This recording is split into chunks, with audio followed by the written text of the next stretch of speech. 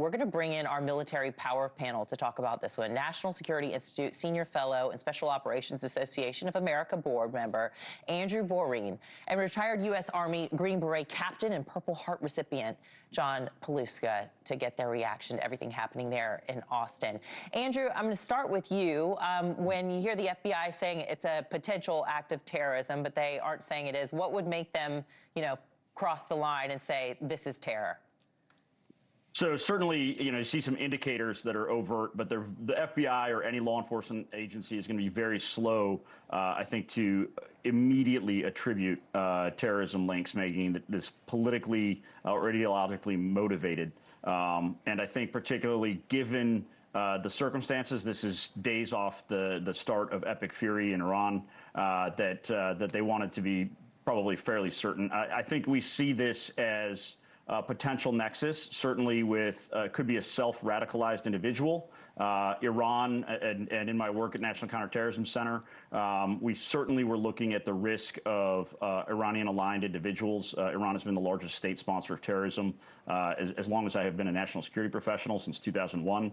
And so I think that probably there was a little hesitance, and they wanted to be safe before they came out and said there might be a nexus. I did read just now a statement from the National Counterterrorism Center director, Joe Kent, that NCTC is relentlessly focused on flagging and eliminating persistent threat to our homeland posed by thousands of individuals with terrorist ties.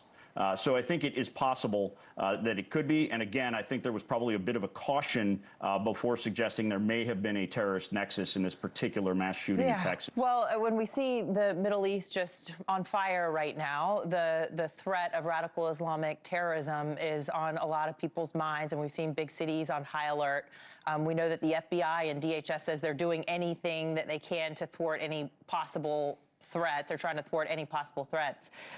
Captain Paluska, from the information you have right now, what are your top takeaways from what happened in Austin? Yeah, so I mean, I think we said it right. When there's any type of geopolitical tension, whether it's broad or domestically, the information environment, can't be in a vacuum, and there can be misinformation. There's going to be a lot of propaganda, obviously, going around, and online radicalization. What the FBI has studied, that can happen, in a mere day. So, we're going to the second day of this war, so, we can amplify any of these grievances and accelerate, any of these type of lone actors coming off of, the Israeli-Palestine, conflict. And so, look, my heart goes out to, those here domestically. Certainly, we have to have, as we'd say in the military, head on a swivel, reporting any tips that, we may see, in additionally to those who are, overseas, and the three who, unfortunately, lost their lives today. Andrew, what sorts of concerns do you have about lone wolf attacks and potential sleeper cells here in this country?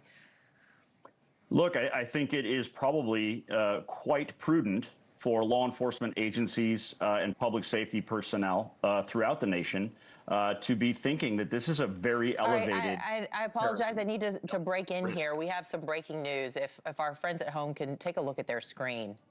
The IDF, the Israeli Defense Forces, are just announcing, they're confirming that Iran has launched a new round of retaliatory strikes across Israel. Captain Paluska, while I've got you here, can you give me your initial reactions of what our friends at home are watching on their screen? Yeah, so, look, what makes this conflict different is it's no longer this shadow war that we fought through with proxies with Iran. It is a direct, it's a overt confrontational between Iran, Israel, us. The technology that's being used at the same time, is what we know of the missiles that Iran has created. We've stopped them at this point from any nuclear ballistic capabilities, but also the drones are becoming in play. The Shahed 136 is baby sister 131. These are a kamikaze drone, and they can go up to 100 or 1,000 kilometers. I saw the map that you had on earlier, and that's very much in the harm's way of our deployed American soldiers. And these things cost a couple $10,000, and while some of the capabilities of our Patriot missiles and anti-battery can 100,000 maybe at the cheapest, some of those are 2-3 million. And so this is going to be a lengthy war. When I say lengthy, most of these conflicts were kind of resolved in, a 72-hour or maybe in a week. There's certainly a lot of factions out there that have the ability to hide some of the missiles that we haven't seen and the drones that are much smaller. And so it's going to be a little bit of a tit for tat exchange on this, exchange of, the state for state before we, are able to really identify the new legitimate, government that we're going to be, negotiating with. All right, Andrew, I'm going to let you weigh in momentarily, but as we continue to watch the skies light up there over Jerusalem, Israel, I'm going to read you this new information that our team is just getting into the NewsNation newsroom. The IDF is identifying that a short while ago, missiles were launched from Iran toward the territory of the State of Israel. Defense systems are operating to intercept the threat. In the last few minutes, the Home Front Command distributed a preliminary directive directly to mobile phones in the relevant areas. The public is requested to exercise responsibility and act in accordance with the directives. They save lives. One must enter protected spaces upon receiving the alert and remain in them until a new announcement. Exit from the protected space will be permitted only after receiving an explicit directive.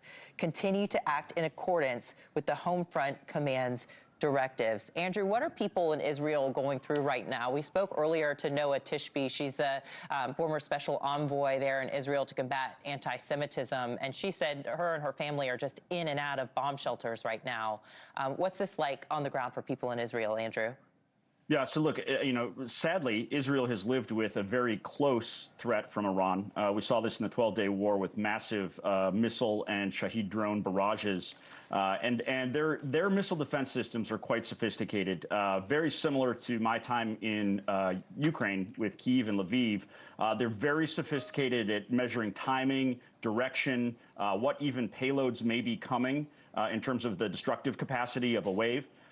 Sadly, I think the Israeli people are familiar with this drill. Now, that said, this is a significant change in the existence of the Iranian regime. The United States and Israel have both said that this is moving toward a full-blown effort to secure regime change in Iran and kind of encourage domestic protesters inside of Iran.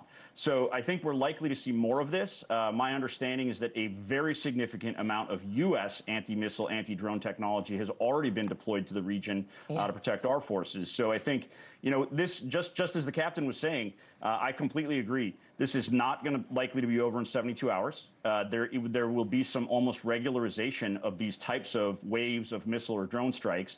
And I think we're going to have to learn to live with an elevated terrorism level, not only in the United States, but all over the world. And we've got to, in my humble opinion, pray for rapid success of the Iranian people in securing a new future for their own country. It would be good for the entire world. And we've been fighting terrorisms backed by Iran or directly tasked and funded by Iran my entire adult life. Right. Well, we're praying for our troops abroad as well as law enforcement here at home to protect the homeland as well, especially as we're seeing this breaking news out of Austin, where an individual wearing a shirt that said Allah on the front and an Iranian flag shot people at a bar there before being killed by officers. Also on a day that has seen American bloodshed. 3 American service members have lost their lives and 5 seriously wounded.